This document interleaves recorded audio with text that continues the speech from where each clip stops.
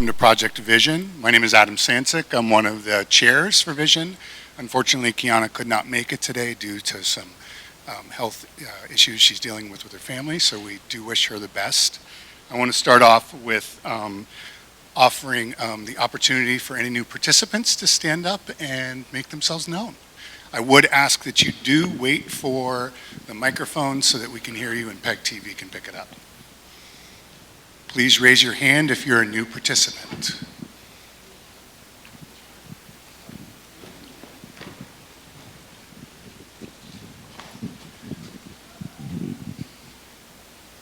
Here you go. Greg. Oh, You're a thanks. celebrity now. Oh, yeah, thanks. Last time I had a mic in my hand, it was different. Oh, okay, yep, sorry about that. Good afternoon. It is afternoon. Good afternoon. My name is Craig Knapp. I am an adjunct faculty person at the Community College of Vermont, and I'm here coming back to Project Vision after a hiatus of too many years. Well, welcome back. It's great to have you. Thanks. So tell them what you teach at CCV. Oh, it's fortunately not a colleague. So I'm teaching two courses, I think two courses, Introduction to Human Services and Introduction to Psychology. And I'm happy to say that a buddy of mine, Phil Crossman, who is a coordinator at CCV, was the person who said, geez, we ought to get the students over to Project Vision. And I said, that's a great idea. So I thought, better get the process started. Wonderful. So that's why I'm here. Great. Great to have you and hope to see some of your students as well. Yeah, I'm sure you will. Wonderful. I'll try to make that happen. Thanks. Folks, any other newcomers?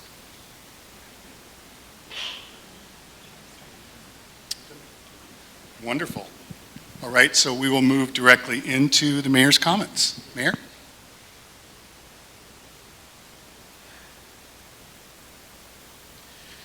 Good afternoon. Happy Thursday. Hope everybody's doing well. Not a lot of updates from me. I did want to I was thinking on the way over here, I wanted to take the opportunity to say thank you. And I know we're not here in full force today, but having Project Vision in Rutland, and maybe I don't call this out enough, and maybe it's something we should do on a more regular basis, but having Project Vision in Rutland is truly unique to our community, even with what the state is doing and how they're building things out in other communities. The history that we have here, the effort, the participation, the level that people get involved is truly unique to Rutland, and it's something that I appreciate every day. My HR director happened to go and sit and hear Matt speak at a meeting the other day, or I watched it on TV. I think you were on PEG TV, and she came to me and said, hey, I didn't know that all these things are happening, and it's really interesting what the community does and doesn't know about what's happening here. So thank you for going on PEG TV and doing that, Matt, and putting the word out and sharing what we do. But also thank you for participating in this effort every day, because it is every day. It's not just when we meet once a month, right? Everybody's doing something in the background at least once a day. There's something happening. So thank you for that, and I'll leave it at that today. I just want to say thanks. Thanks, Mayor. Chief Kilcullen? Thanks, Adam. So I don't speak for the Marlboro Valley Transit Authority, or the bus, but just an update on that. As you may know, the bus is currently operating out of the area near the Amtrak, down by the just north of the plaza, the shopping plaza. And I do want to get back there as quickly as possible. And as I said, I don't speak for them, and I don't know how much has been out there. But the plan, though, is to get back there on Monday.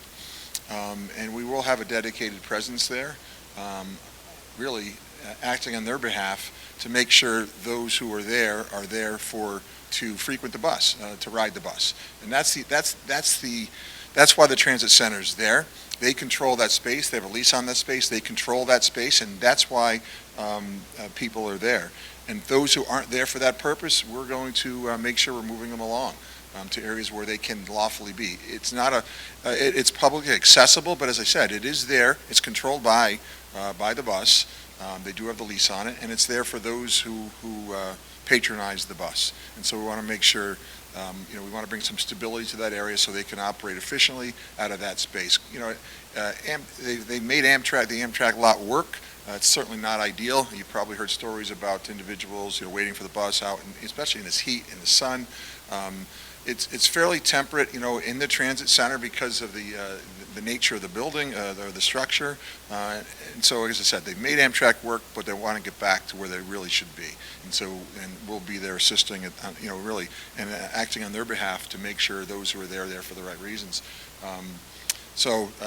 One of the news stations called. They'll probably do a story on it. So I'm not sure how much they spoke with the bus about it yet, but they'll, I'm sure, have some comments similar to what we'll be talking about. So for anyone that you're working with, any clients, let them know. It looks like Monday the bus will be back at the transit center. I know it was kind of happened quickly last time, and so there was some confusion. There were quite a number of riders showing up at the transit center when it had already moved to to Amtrak. But so anyone you're working with, say, I'm hearing it looks like they might be back at the transit center Monday. So pass that on when you can. Something the mayor mentioned. I was going to follow up on with you, Mayor. I forget. It sucks being my age, but I say that all the time to Matt. Anyway, just internally, kudos to our recruitment team. Since I've been here, we've talked about, it's always been an issue, right? Where are we at in terms of staffing? What are our recruitment efforts? And our recruitment team's done a great job. They've had some targeted advertisements. You probably haven't seen them on TV because, those of us our age, Matt, we don't watch. We watch regular TV a lot of times, but those we're targeting are really into streaming services, and so we targeted our ads on some of the streaming services in certain geographic areas, and we've come a long way, and so we're in a much better position now in terms of staffing than we had been for a number of years. We're able to do some things now that we haven't been able to do in some time. Just last week, and Eric Morgano's here. He's a big part of our recruitment team. He's acting sergeant in the community outreach team. We sent him and Officer Tim Rice, who are two of our bike officers. We sent them to a train-the-trainer course so they can come back and train more of our officers on the bikes, and hopefully we'll get more bikes, and you'll see more of the bikes out. So it's an easier way to sort of, to be face-to-face with those in the community. Sometimes you're in the car, that's quite a barrier sometimes. But on the bikes, it's real nice. So we want to look at some e-bikes because, they're really mobile. I mean, what's that? For people our age, right, Matt? But the bikes have some limitations, but the e-bikes really sort of minimize those limitations. And at night, they're absolutely great. They can get anywhere in the city fairly quickly, come upon things that you wouldn't otherwise see in a car. So anyway, we're looking forward to that. And so the bikes that we've got right now are probably about 8 years old, and believe it or not, just like technology, materials that go into bikes and the components over time too sort of degrade, and it's not state of the art right now, but we really want to upgrade our bike program. So thanks Eric and Tim for taking that week to be out in Buffalo.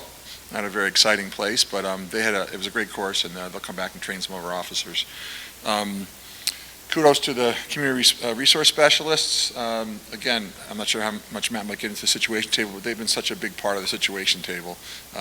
Talked about Project Vision, and this is quite an extension of Project Vision, really. A lot of our partners are there at the table, and our CRS are a real integral part of that. So we're glad to have you guys doing everything you're doing. Had a police commission meeting on Monday. Elise, what do you think? Good meeting.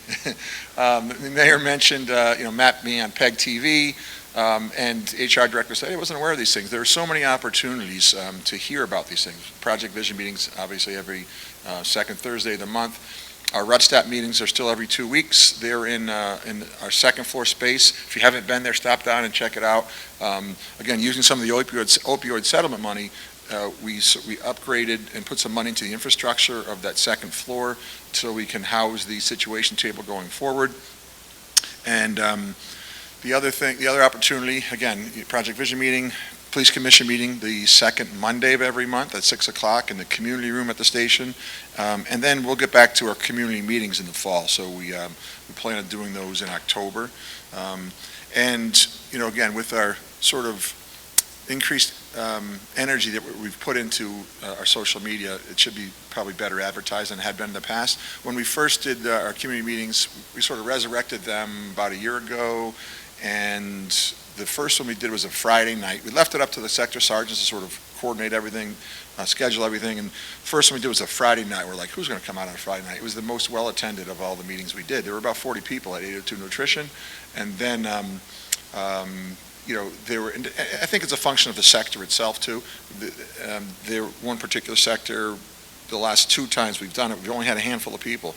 But this was a Friday night, we had 40 people, it was amazing. So, again, we've got to do a better job advertising those things, but look forward to that in the fall too. So, with that, I'll pass it back to Adam. Thanks, Adam. Thanks, Chief. So we also want to make time for community announcements, agency announcements. I know we have a couple. Once again, I'd ask you to raise your hand, or you can come up to the front. Either thing works. Mr. Pulver, you want to get things started?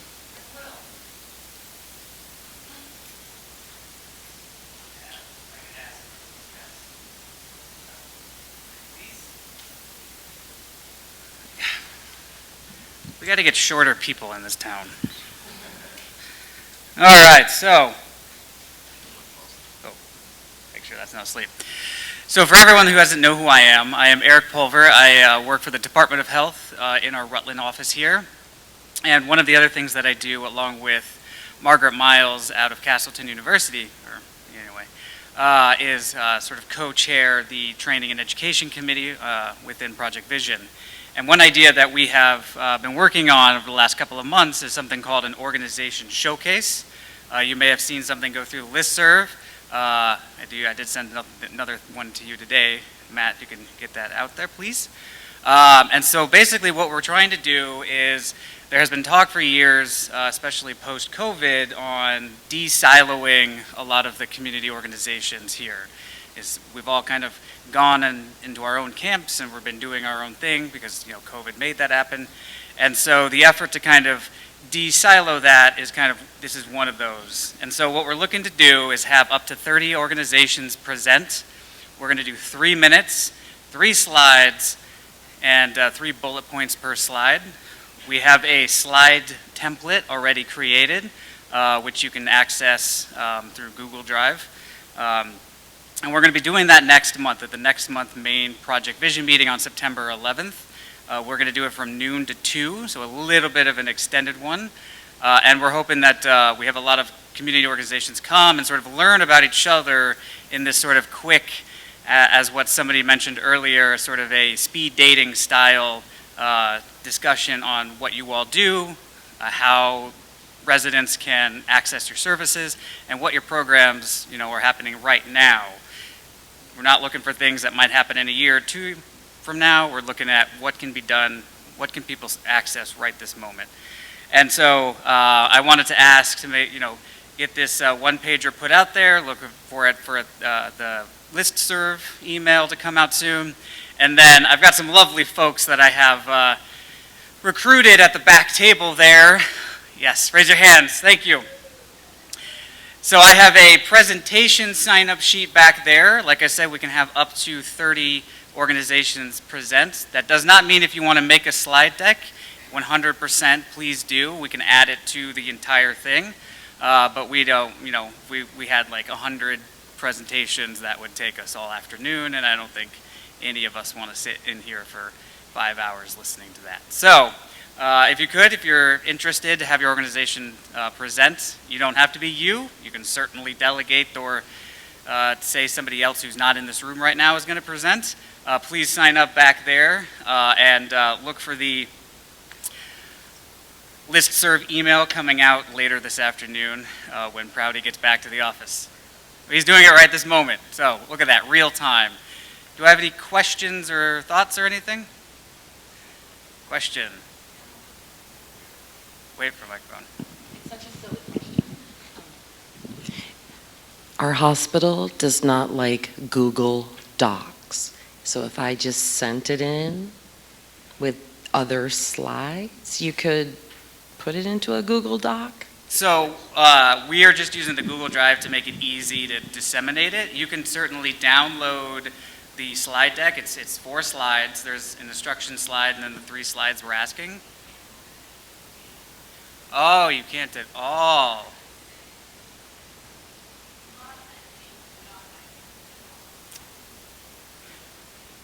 And police department. So in that case, what we'll do, if you can't open the document, just send me an email and I will send you the PowerPoint directly.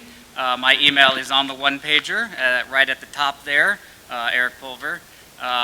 So if you have any questions or anything like that, if you can't access it or won't, I will say for the hospital, I'm going to tell you just go straight to Jamie Bentley because Jamie is the one that actually created the document. So for the hospital, go straight there. Anybody else, you can come to me and I can get that sent over as a PowerPoint.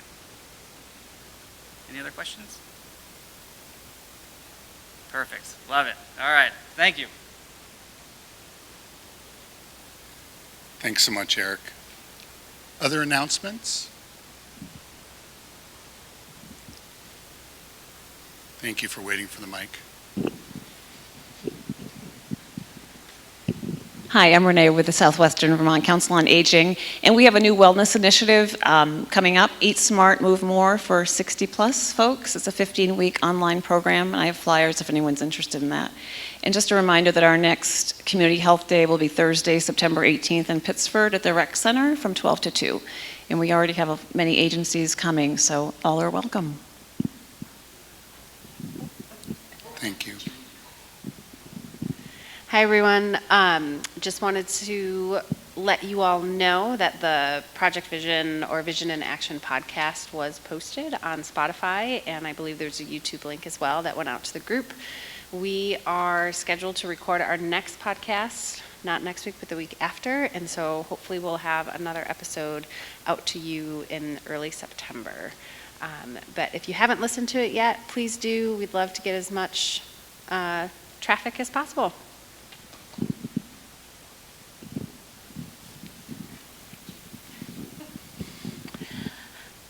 Okay, I'm Joe, Rutland Regional.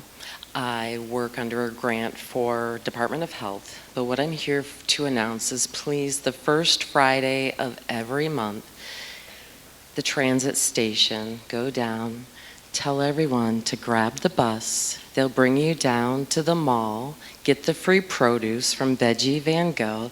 They bring you back to the transit station. Thank you. Just tell everybody, first Friday, take the bus. Thank you. Thank you.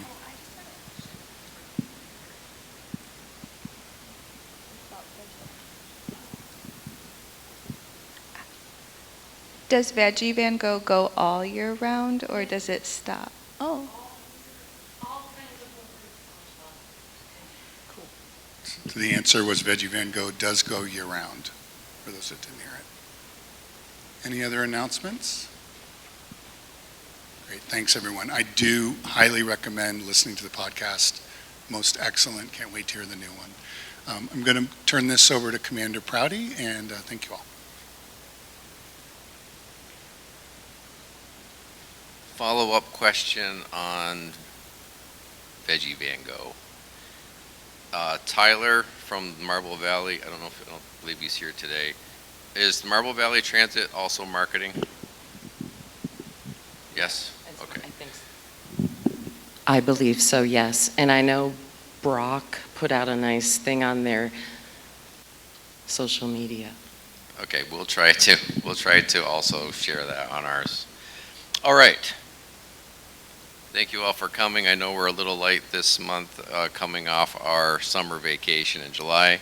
I hope everybody had a good month off.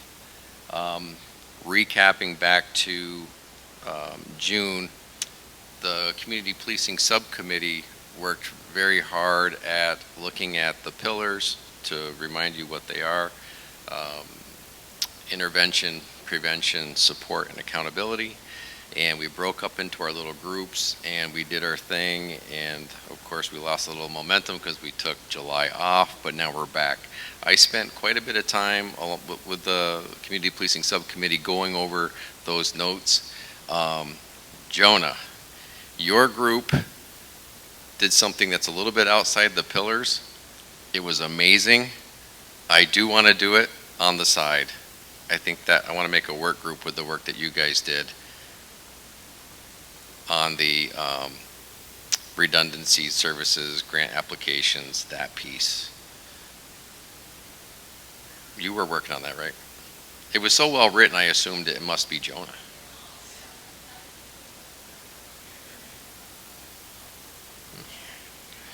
Maybe it was Chad. It was the competing for resources one. We're on that. Was there another Jonah here?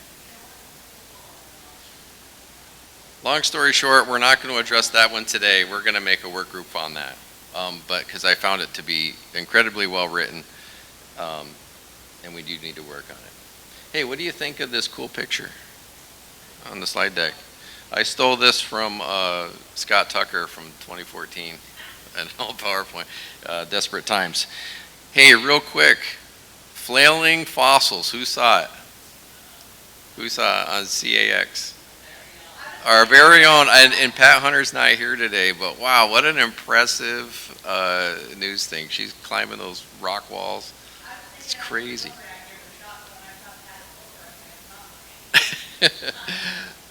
Anyway, if you get a chance, go on CAX and I think in the search bar, if you put in flailing fossils, that video will pop up. They did an awesome job up at our rock climbing gym on Woodstock Ave. And for someone that's only 46, she really killed it up there. Okay, so I took the liberty of going over those groups. I'm going to be a little interactive here, but I want to present my take on it, on each of the groups. Some of the folks that were part of those breakout sessions are here. I'm going to try to engage you a little bit, and please bear with me on this piece. Okay, IPSA. So Al Wakefield, he pointed out to me several times, no less than 50, that we really need to work on branding. So here's my attempt at that. So the pillars that we did come up with originally was prevention, intervention, support, accountability, and support. Let's flip the script a little bit on the order, and I would like to call this from here on out, the IPSA model, Project Vision's IPSA model, where the things that we do, we try to fit into these pillars of intervention, prevention, support, and accountability.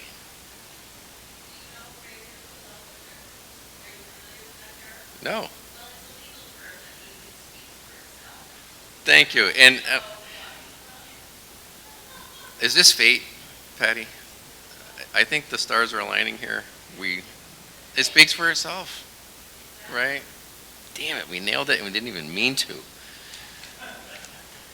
I love it when that happens. So, keep that in mind as we go forward here in the back of your head. So, how does this fit into the work that we're doing with the pillars?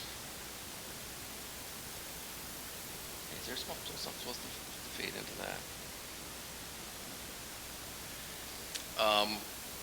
Beautification. I think Sergeant Morgano, he's still here. Did he go out to take a call? So Sergeant Morgano, Kiana, who else was in that group? I think Catherine, you were involved in beautification. I love this one. Renee, I think you might have been part of this too. We talked about the tall grass, school bus routes. We were talking about when we survey our routes to school, are they clean? Are the sidewalks safe? As someone even mentioned, do we have a shade from the sun? Murals. I even talked to the CRSs. I have a piece of the Vision Center when you come up into the Vision Center that I would love to be able to give someone access to this piece of wall. And for the next 12 months, anyone that's going to the Vision Center can see, your work. And then, we get the white paint and restart it, right? Wouldn't that be cool? Lighting. Lockers for homeless to store property. For those of you that work with this population like we do, imagine if every time you went to do any basic task, you have to carry all of your earthly belongings with you. And if you don't, they're going to get stolen. So how that's going to work, I don't know. Intergenerational community garden. I love this one. Back up. Who remembers Forest Park? Billy, I know you do. Okay. When that all was tore down and it was rebuilt, and there was a real effort to put into design and how it was laid out, there was no longer a stigma assigned to Juneberry Lane or Hickory, okay? Nobody says that's a Hickory Juneberry Lane kid. In my day, being a South Street kid, you were a Forest Park or you weren't, right? When I battled with a lot of people during that time that said, hey, we're going to make this all pretty and it's just going to go right back into the disrepair of the other one. I'm like, I don't think so. And we were right. And I remember someone telling me it was so neat how in some of these buildings you had young moms being mentored by older Vermonters, and it was just so cool. So you got someone with young kids and now someone that's retired, and they're investing in each other's life. What's that called? It's called mentorship. So it's so cool when you look at these. For me, I look at tall grass. Well, guess what? When we cut the grass, what are we preventing? We're preventing rats. We're preventing what looks like a broken area. So I think that's also an intervention, and it is a prevention. School bus routes. I think this is intervention support for our youth. I think it's absolutely an intervention for injury. Murals. I don't know where that would fit in. I just like it. Lighting is definitely a crime and safety piece. That's a prevention piece. So what we talk about all the time is really cool when it comes to these pillars. When you really think about it, it does align. And I recently was asked to read a book, and I did, because it was Pat, and we do what Pat says. One of the things I didn't like about the book, and we had this discussion, is they were talking about needles and things like that. And the author talked about, I don't know what everybody's so worked up about, needles don't just jump up and stab people. And I was thinking about that. Well, yeah, no shit. But it's not about that. It's about looking at something and your mind says, wow, this is broken. And it screams broken. So disorder leads to disorder. I was going to have them put duh on the back of that. But I mean, because we all know this, but that's what I'm talking about when we're focused on these beautification pieces. And when we're bringing folks that are in chaos into order, there's some peace that comes with that. And when things get disorderly again, sometimes I will use my desk as an example. Or you can talk about my wife's sock drawer. If you don't address it, it doesn't get better, okay? If I don't address my desk, it doesn't get better. But when I keep it orderly, it tends to stay orderly. So anyone from the beautification piece would like to weigh in on these comments or thoughts? I'm pointing at Catherine because you are here, and Renee. Oh, the intergenerational community garden. I love that. Who's been to the garden at Park Ave and Baxter? Anyone? Yeah. What an opportunity. I agree. Let's make that happen. Catherine, you got anything?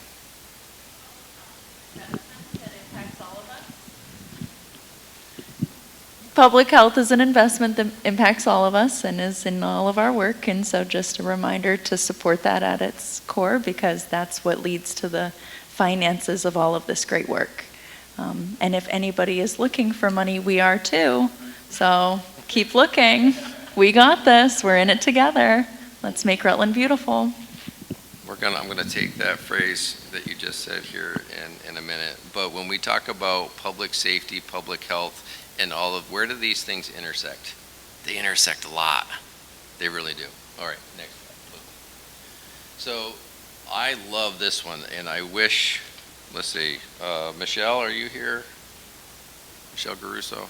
Okay, so Michelle, Sean, Byrne, Jane's at a conference, I believe, right? Peter from Al's not here. Okay, none of the folks are here, but I loved reading and reflecting on their notes.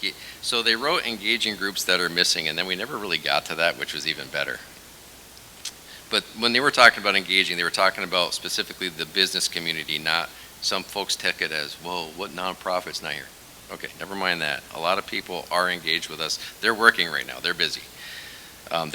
People don't necessarily see what's happening on the other end, but connecting businesses with community in needs of assistance.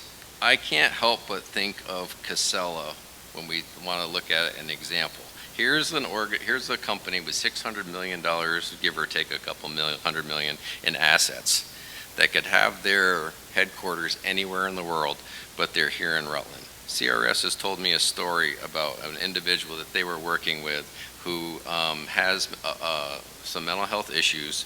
I believe it might even be schizophrenia, but is employed at Casella and had some struggles, and we were blown away by how amazingly supportive that employer was to that individual. Because you know what? It's a lot easier to work with an employee and keep them engaged than it is to have this revolving door of labor, right? So kudos to them.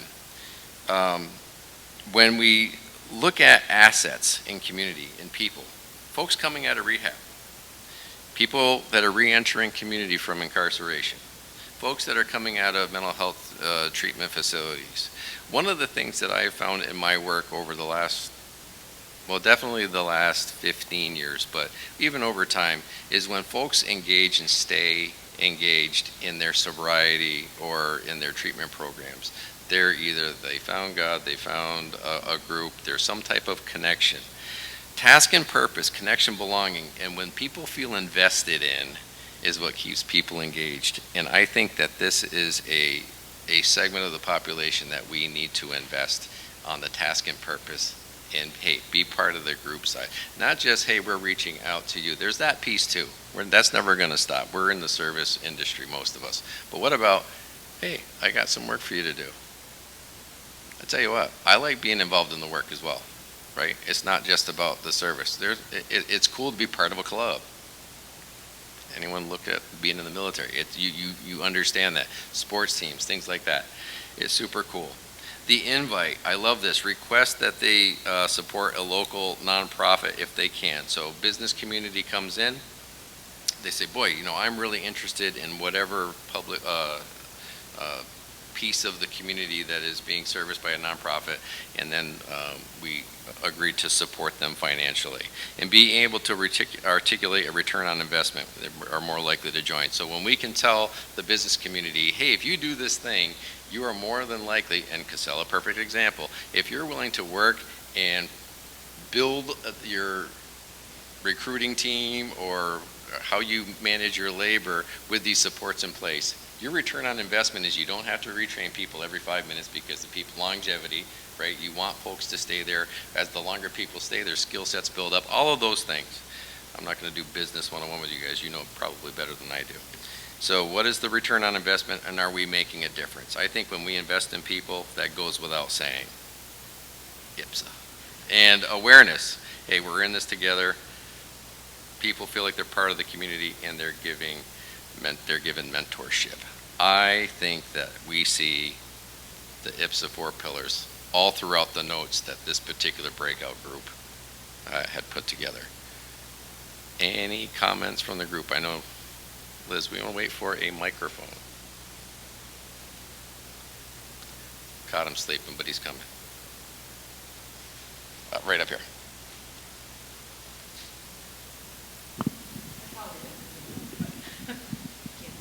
No, what I was going to say is that in a number of cities around the country where there are major companies like a Casella or Toyota or any of those, what they're doing now is they're asking their highest paid executives to use a check to support a local nonprofit. So it isn't always John Casella himself that's being asked to contribute, but also to make sure that they adopt a nonprofit in that way. So if you're doing business in this state, you know, whether you're a Casella or Cabot or whatever, the encouragement now in the nonprofit, on the corporate side, is to make sure executives get involved in their communities that they do business. So this is a really good initiative if there's some tie to a person, like say the next John Casella, you know, even in his own company, whether it's John Casella II or whatever it is. So there is some real support for this in the corporate world. Excellent. Anyone else? A lot of smart people in the room. Come on. I was going to call on Taylor just for fun, but Did you guys see the panic? It was pretty cool. Okay, and the last group, marketing. So this was Tyler, who is the new marketing director. There were some others that he didn't put the names on that, on his notes from Marble Valley Regional Transit. Web presence. So Adam Sansick is getting, you guys remember Kyle? Well, he would have been the second CRS after me. Yeah. So Kyle works for probation parole down in Brattleboro now. He is going to be connecting with Adam because he did the initial work on our webpage. Is it safe to say? Okay. We're going to be partnering with Castleton University, whatever they're calling themselves today, on an intern thing, they're going to manage that for us. And I think that is awesome. And with that, it professionalizes us, it brings some credibility, greater reach, centralized location for our public works announcements and feedback. Having those folks manage that, awesome. Social media, CRSs, I brought this up when we were talking about the notes, and they're like, yeah, we can do that. I'm like, really, these guys are busy. You're like, yeah, we know how to do that. I mean, like, we're young, we know how this stuff works. And then I made the comment, I'm like, but the Rutland City Police Facebook page is doing pretty awesome right now. Do you think you could compete with that? And they're like, oh yeah. So, challenge accepted, is that what we're saying? Okay, Sequoia and Taylor, boom, they are taking ownership. Weekly recap, I'm not sure exactly how that's going to look. Capacity, I don't have a lot of time to fool around on a lot of stuff, but we'll see what we can do with that. The I think it's continuous is what I was supposed to write. Web presence, I believe that is just make sure we're making updates often. Do you think that was the takeaway from that? The timing issue from their notes was talking about this particular meeting. I am not going to change the second Thursday of the month meeting time. I will do things in addition to, but not in lieu of. Non-starter for me. Executive privilege. Okay. Interview series on PEG TV. So I love this idea. We've already got good feedback. I also love what's happening with Vision in Action with the podcast. Do we have the capacity, Jamie, for more?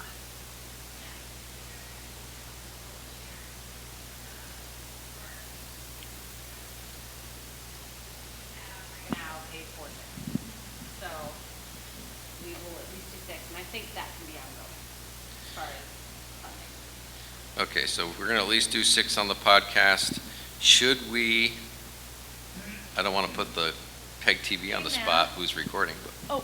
And I just wanted to plug as one of the co-hosts, and we're here at Vision, if any of you want to share your stories, you're very passionate about it, you would love to get your organization or the work that you're doing out there and how that's connected to Project Vision, we're always looking for you.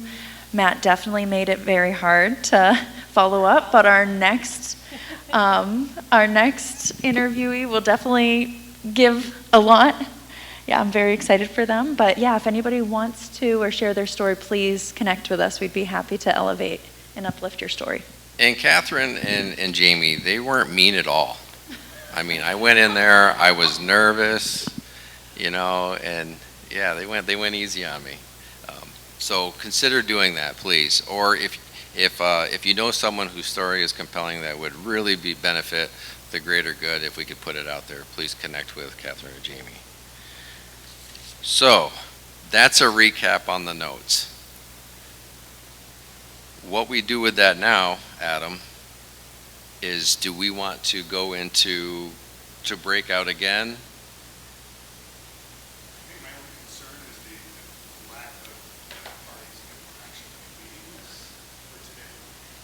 Okay. We do. All right. Well, Patty.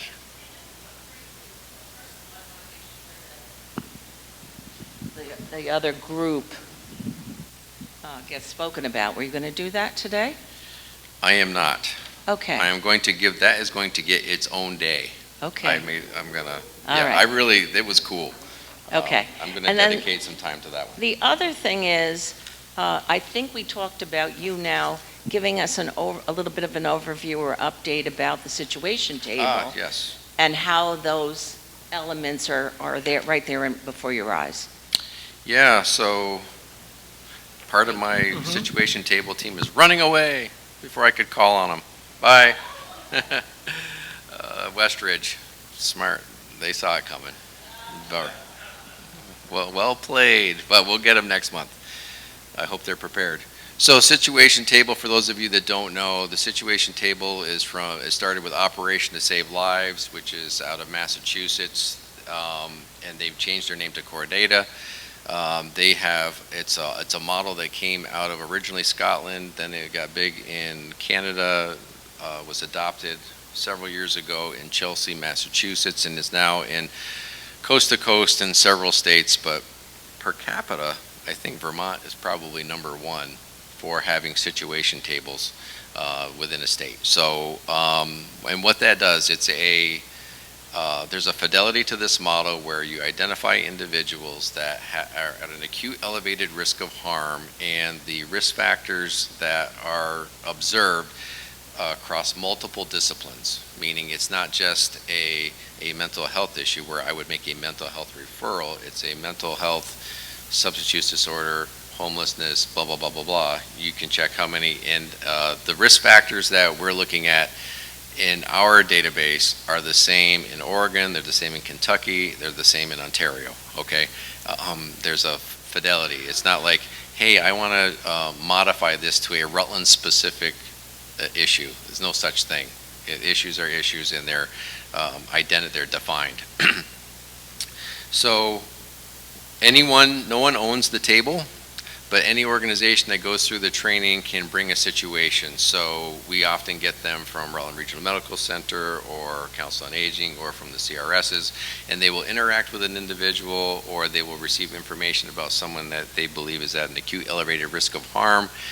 A brief narrative that is de-identified is brought to the table. For most of the organizations, they follow their rules, their privacy rules, if they are HIPAA bound or 42 CFR Part 2 bound. They try to get consent, verbal or written.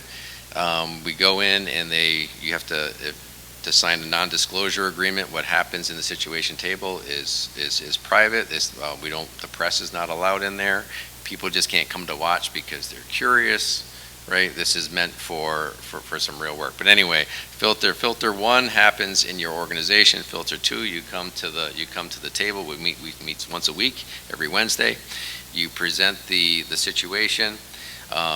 We then ask if there's consent, written or verbal. For most of the organizations, they will have consent. They're like, yes, I'm dealing with a female between the ages of 20 and 29. These are the risk factors. They give a brief description of the situation. The chair will then ask the group, is there any recognition?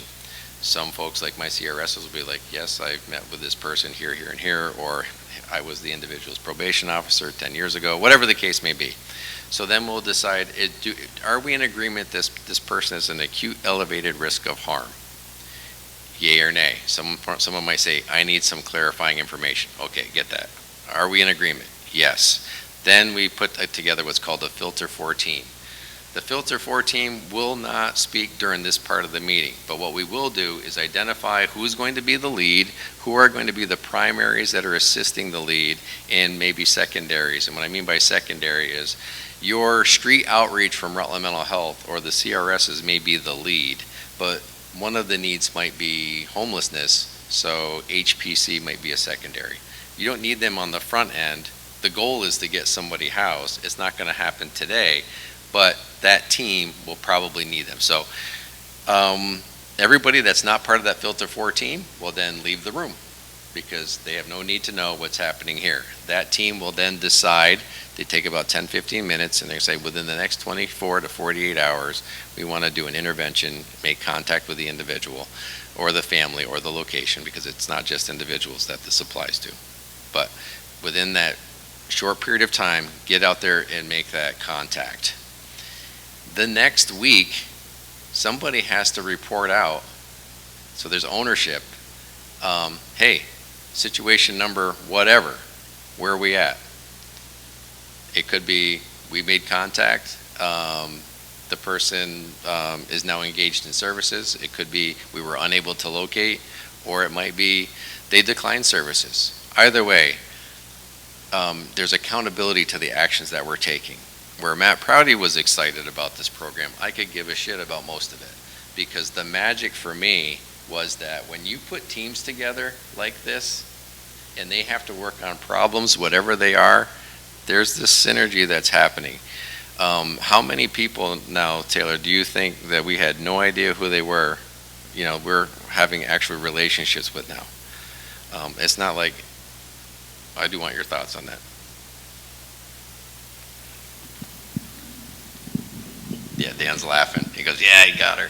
Shouldn't put on the spot. Can you clarify? Yes, I can. So, from working on Filter 4 teams, how do you feel relationships have improved between organizations that are disparate, that we don't typically work with or work prior to the situation table? Oh, I think our relationships are much more two-way streets. I know that we often get calls from services that some of the officers used to believe we would never interact with, calling us for stuff that their clients need, and we're the only ones that can do it, or we're the only ones that they will utilize to complete those services. We've had a lot of interactions outside of the situation table where we're working essentially on Filter 4 teams, just without having to get to the situation. Sequoia, same question. Fair is fair. Oh, these guys love this.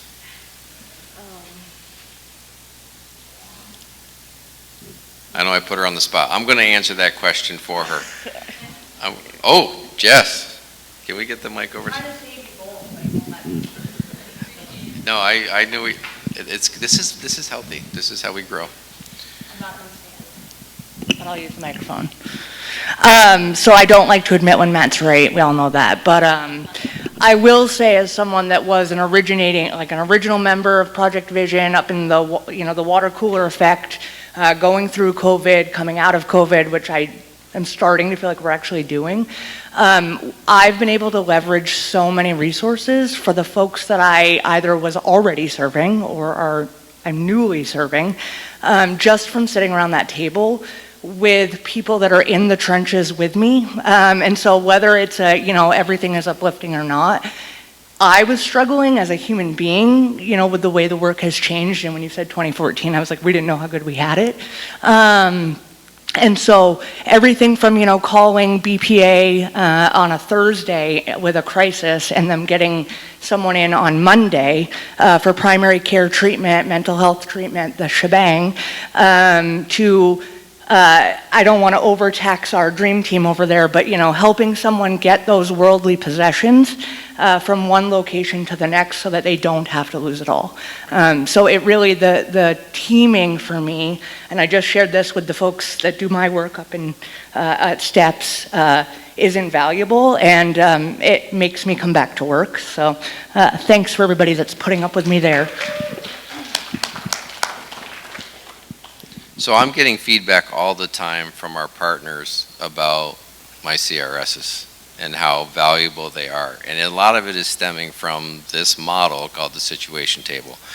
So then there's the work that's not necessarily a situation table case, but I still know this person know that we're comfortable working with. I love this model. And right now in Vermont, it's in Bennington, Brattleboro, Springfield, Rutland, St. Jay and Burlington just started, and I think they're getting ready to start. Barry and Montpelier are going to do like a regional team table, and somewhere at Hartford, Woodstock area will do a table. So pretty excited about this model. So thank you, Patty, for making me do not forget that.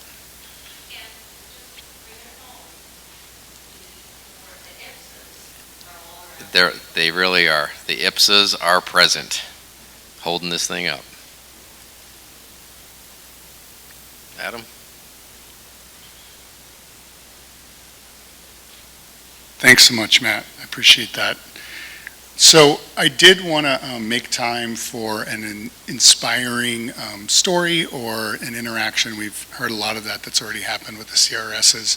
I think before I open this up to the rest of the group, I do want to share what a difference I see in this community with regards to the work that law enforcement has done and the difference that it's made from my purview within the Agency of Human Services. Been working the CRSs in a couple really difficult cases, situations that present themselves where normally I get a call from a concerned aunt or uncle around somebody who's been displaced and that we're not able to make connections with, somebody that's suffering from substance use, mental health, behavioral barriers, things of that nature. It used to take me a long time to engage those folks, to find those folks, for lack of, it's just really difficult. That has completely shifted over the last 6 months. And it's all because of the work that's happening. The work on the ground, the real work, the work that not only where you've got that direct engagement, but there's also relationships being built with the outreach team, and that's resulted in tangible differences in people's lives where we've been able to get folks to somebody that had no housing, had no supports, and get them to a place to where they feel safe and they have support. So I just want to kind of reinforce that messaging and how much I appreciate the work from CRS and the outreach team. Anybody else want to check in around an inspiring story or something else that they'd like to? Yes. So this morning, I volunteer at Companions in Wholeness. We cook and serve folks that are at risk of or experiencing homelessness. Come join us. It's a great group of people. I was serving, and a guy walks forward, and I said, "Do we know each other?" He said, "You look familiar." I said, "I was the public defender." He said, "Oh my goodness, I haven't been in trouble in 20 years, and I was such a mess and came so far out of it that people look up to me for a positive person to believe in, that I can do it too, like a mentor." And it was such a wonderful moment and speaks to all the things we've already talked about today, the help that's out there. That's wonderful. Thanks, Patty. Anybody else? So we do have Domino's. I want to thank them for their continued allegiance to Vision and providing lunch, some time for some networking, and thank you all again for your time today.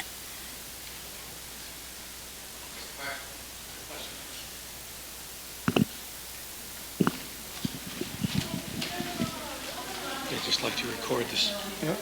Thank you. Sorry, folks, 1 second. We have a question up front. Yes, sir. My name's Dan Gilman. I've been a resident, born, raised in Rutland. I've been trying to get in contact with or find where emergency shelters are for neighborhoods or communities that need to be relocated because of a natural disaster. Not if, but when are we going to be hit with another Hurricane Irene?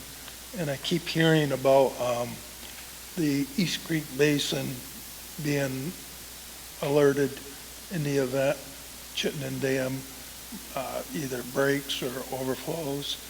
And I remember seeing through the years when I was a child, the flood of 47 when Pittsford Dam broke and all of lower part of Rutland was flooded out. And I've been trying to get answers through social media. I wrote emails, no response. It's like crickets. And I'd like to know if there's a shelter in high ground that's handicap accessible for one thing, and be able to stay there for a week, 2 weeks, a month, and pet friendly because I have a social therapeutic animal that needs to be with me for my post-traumatic stress. And I thought I'd come here and hear that type of stuff, but I'm not hearing it. Not just for people like with disabilities, but like mental illnesses, do they know where to go? Yeah. when no one knows where to go, and, we lost power at Christmas one time. 2 years ago. 2 years ago, and he called all over the place, and they told him the only warming stations they have were in Barry In and Burlington. Burlington. And they would only support me by transporting by ambulance. Yeah, the only way that he can get to them would be by ambulance transportation. And my carryover couldn't come Yeah, with me. caregivers couldn't go, his pet couldn't go, or anything. There should be somewhere around here, not just for, like I said, people with disabilities, but for other illnesses, too, to go to. Yeah. Where they feel safe and out of danger. Yeah. And do you know personally of a shelter?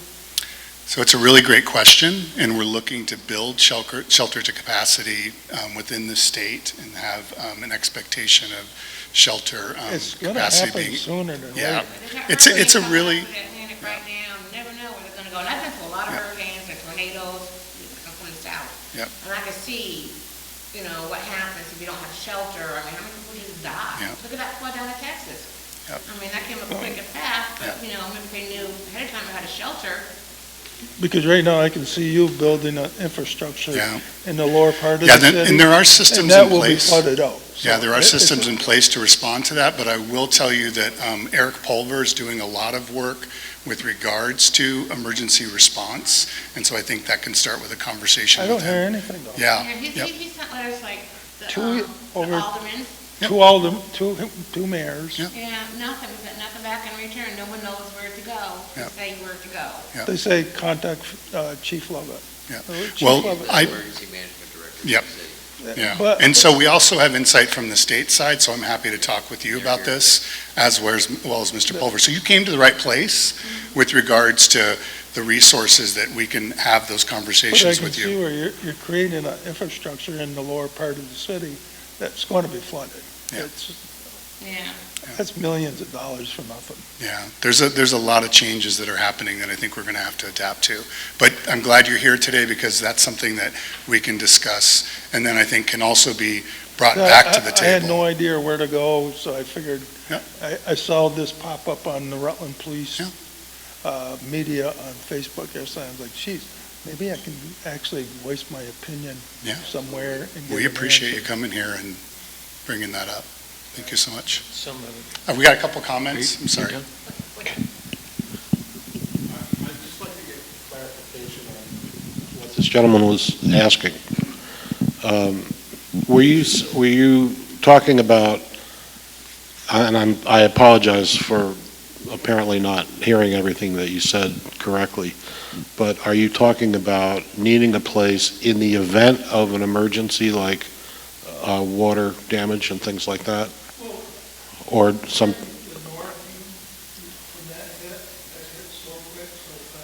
right. I live up in the northeast part of the city. That whole entire area is 4 days without electricity. So I had to find my own place to live, which was on Hampton Inn. And we saw a lot of things happening over the holidays. That made me very anxious about being safe in the Hamptons. Right. I had to be out of pocket for that. Otherwise, I would have to stay, there's a shelter in place.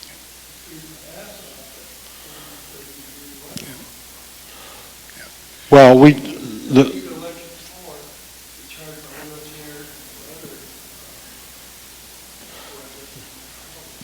sure. Okay, I appreciate the clarification. I don't know if you've, in the past, needed to access this service, but the Red Cross is an organization that I volunteer with. They didn't know what to do, where to go, for emergency shelter. Well, we had 2 cats at the time, we had to leave the cats behind, so we couldn't cradle them.